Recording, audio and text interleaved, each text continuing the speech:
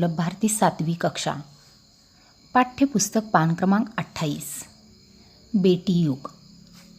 बेटी युग इस कविता के कवि है आनंद विश्वास।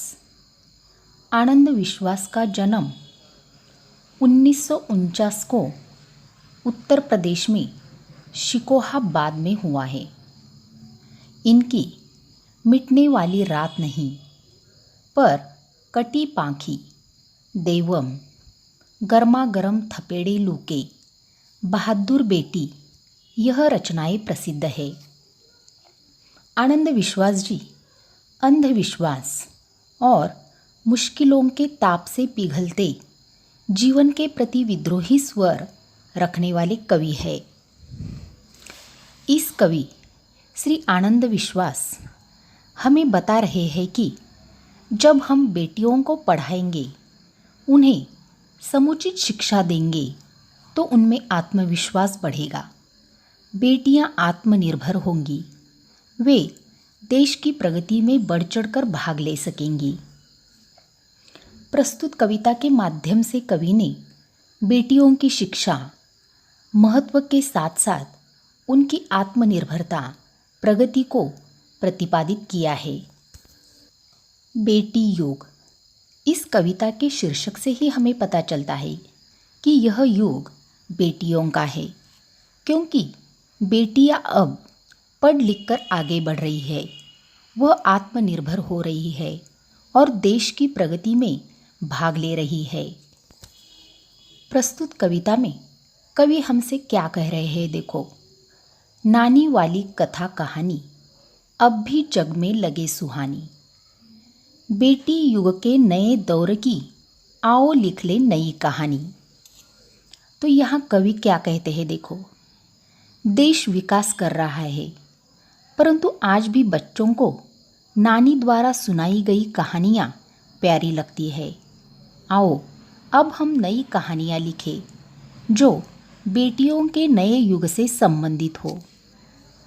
हम सबको अपने नाना नानी से कहानियाँ सुनना बड़ा अच्छा लगता है।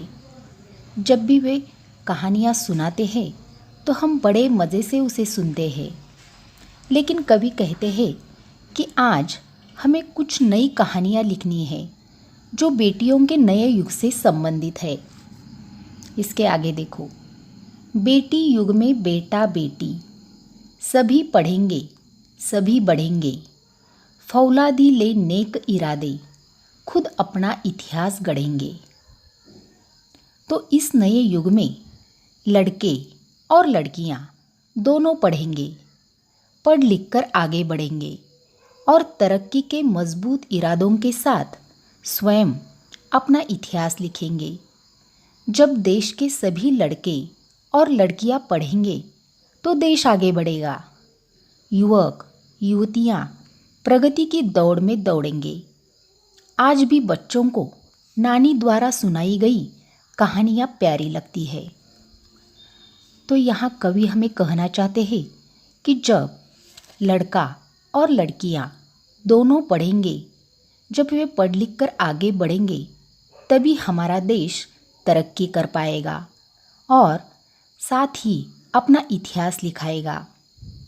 जब देश के सारे लड़के और लड़कियाँ आगे बढ़ेंगे, युवक युवतियाँ प्रगति के दौड़ में दौड़ेंगे, तभी हमारे देश की प्रगति होगी।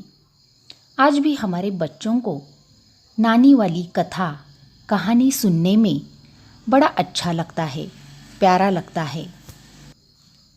देश पढ़ेगा, देश पढ़ेगा, दौड़ेगी अब तरुण जवानी, नानी वाली कथा कहानी अब भी जग में लगे सुहानी। यानी कि इतना सब कुछ होने के बाद भी हम बच्चों को नानी वाली कथा कहानी सुनने में बहुत ही आनंद मिलता है। अब इसके आगे देखो। बेटा शिक्षित आधी शिक्षा, दोनों शिक्षित पूरी शिक्षा, हमने सोचा मनन करो तुम, सोचो समझो करो समीक्षा, सारा जग शिक्षा में करना हमने सोचा, मन में ठानी, नानी वाली कथा कहानी अब भी जग में लगे सुहानी। तो यहाँ कवि क्या कहते हैं देखो। यदि केवल बेटों को शिक्षित किया गया तो वह आधी शिक्षा कहलाएगी। पूरी शिक्षा तभी कहलाएगी जब दोनों को यानी कि बेटा और बेटी को अच्छी तरह शिक्षित किया जाएगा। यह हमारा विचार है, इस पर सभी को सोचना चाहिए, विचार करना चाहिए। हमने विचार किया है, मन में ठान लिया है कि सारे संसार को शिक्षित करना है। आज भी बच्चों को नानी द्वारा सुनाई गई कहानियाँ प्यारी लगती है। यानी कि हमारी शिक्षा जो है वह तभी पूरी हो जाएगी जब बेटा और बेटी दोनों शिक्षा लेंगे। जब दोनों को अच्छी तरह से शिक्षित किया जाएगा तभी हमारी शिक्षा पूरी होगी। अब पाठ्य पुस्तक पान क्रमांक 39 देखो। अब कोई ना अनपढ़ होगा, सबके हाथों पुस्तक होगी। ज्ञान गंगा की पावन धारा सबके आंगन तक पहुँचेगी। पुस्तक और कलम की शक्ति जग जाहिर जानी पहचानी। नानी वाली कथा कहानी अब भी जग में लगे सुहानी। यानी कि अब समाज में कोई भी अनपढ़ अशिक्षित नहीं रहेगा। सभी बालकों के हाथों में पुस्तकें होंगी। ज्ञान रूपी गंगा की पवित्र धारा प्रत्येक व्यक्ति के आंगन तक पहुँचेंगी। अर्थात हर घर का हर बच्चा पढ़ेगा। सभी जानते हैं कि कलम में कितनी शक्ति होती है। पुस्तकें ज्ञान का भंडार है। आज भी बच्चों को नानी द्वारा सुनाई गई कहानियाँ प्यारी लगती है।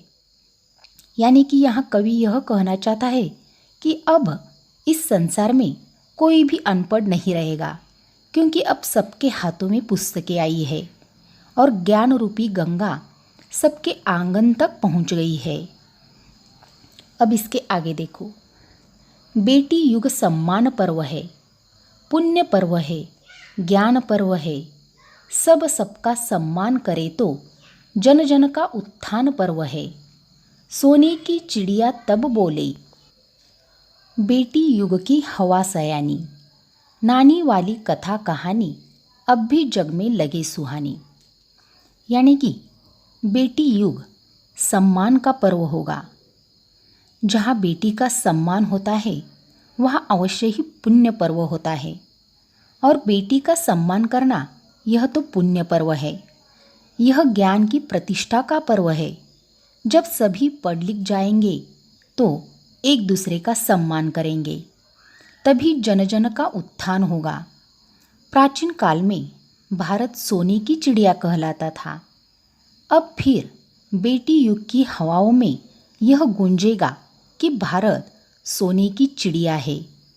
आज भी बच्चों को नानी द्वारा सुनाई गई कहानियाँ प्यारी लगती है। तो यहाँ भारत को सोने की चिड़िया कहा गया है, क्योंकि हमारे भारत में बेटी युग है और बेटियाँ पढ़ लिख रही है।